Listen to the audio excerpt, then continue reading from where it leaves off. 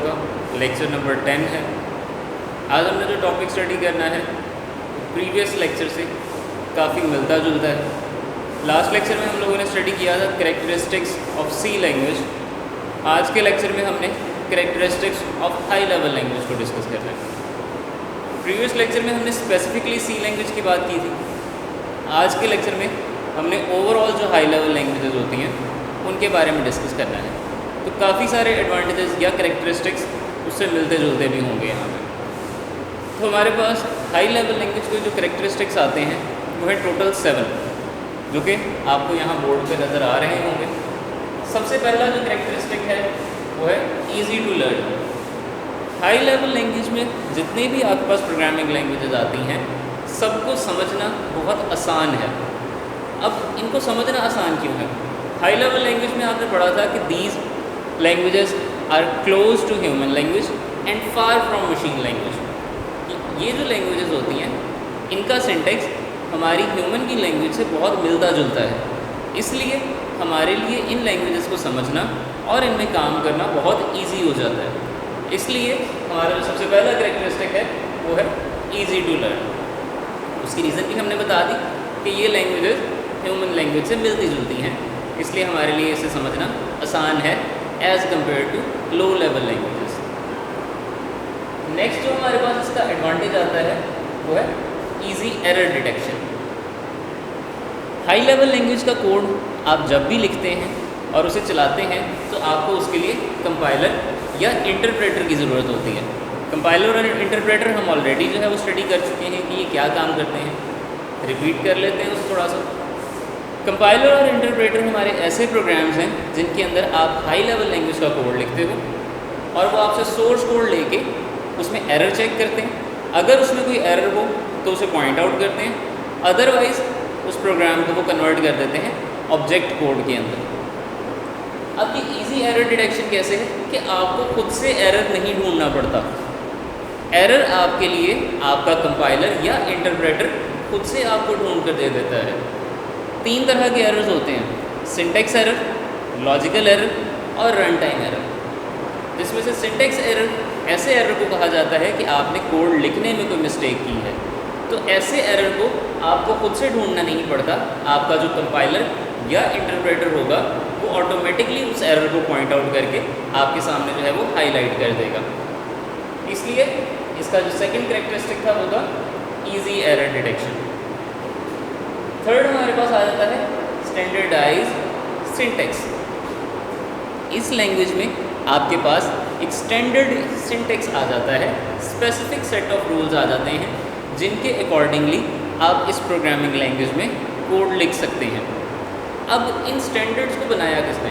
सबसे पहले तो हमें पता होना चाहिए कि स्टैंडर्ड्स क्या चीज़ें होती हैं। स्टैंडर्ड्स वो रूल्स होते हैं जिनको फॉलो किया जाता है कोई भी काम करने के लिए। इसी तरह प्रोग्रामिंग लैंग्वेज का सिंटेक्स बनाने के लिए भी हमारे पास कुछ रूल्स हैं जिनको फॉलो किया जाता है। बहुत सारी कंपनीज हैं जो कि इन स्टैंडर्ड्स को हमारे लिए बनाती हैं, जिसमें से सबसे फेमस नाम है American national standard institute, ANSI।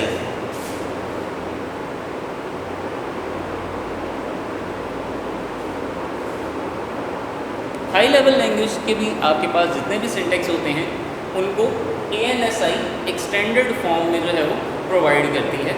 एक सेट ऑफ रूल्स बता देती है कि इन रूल्स के अकॉर्डिंगली इस प्रोग्राम का सिंटेक्स लिखा जाएगा, जिससे हमारे लिए जो है वो बहुत आसानी हो जाती है।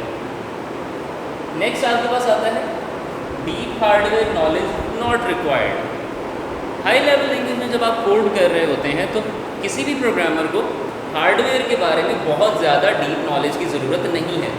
उसे सिंपली अपने प्रोग्रामिंग स्किल्स जो है उन्हें बेटर बनाना है। हार्डवेयर पे उसे डिपेंड नहीं करना पड़ता। हम ऑलरेडी भी पढ़ चुके हैं कि ये इसका एडवांटेज है कि ये हार्डवेयर इंडिपेंडेंट होते हैं।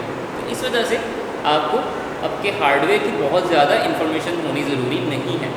आप कम लेवल, आपके पास जब कम इन्फॉर्मेशन भी है आप उससे भी जो है वो काम चला सकते हैं।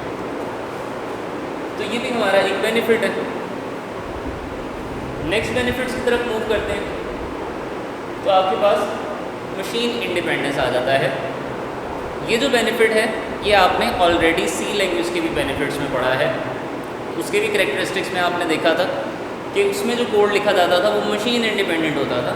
इसी तरह जितनी भी हाई लेवल लैंग्वेजेस हैं उनमें लिखा जाने वाला जो कोड है वो मशीन इंडिपेंडेंट होता है, यानी कि आप एक कंप्यूटर या किसी एक मशीन पे कोड लिख के उसे बाकी मशीन्स के ऊपर इजीली रन कर सकते हैं। ऐसा नहीं है कि आप जिस मशीन पे कोड लिख रहे हैं तो वो कोड सिर्फ उसी मशीन पे चलेगा, आप किसी भी मशीन के लिए किसी भी मशीन के ऊपर कोड लिख सकते हैं। नेक्स्ट आपके पास जो करेक्टरिस्टिक है वो है मोर प्रोग्रामर्स।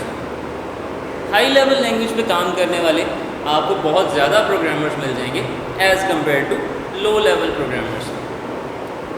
उसकी रीज़न हमें हाई लेवल और लो लेवल की डेफिनेशन से ही मिल जाती है कि हाई लेवल लैंग्वेज को समझना आसान था, वो ह्यूमन लैंग्वेज के ज़्यादा पास थी, जबकि लो लेवल जो है वो हमारे लिए समझना मुश्किल है।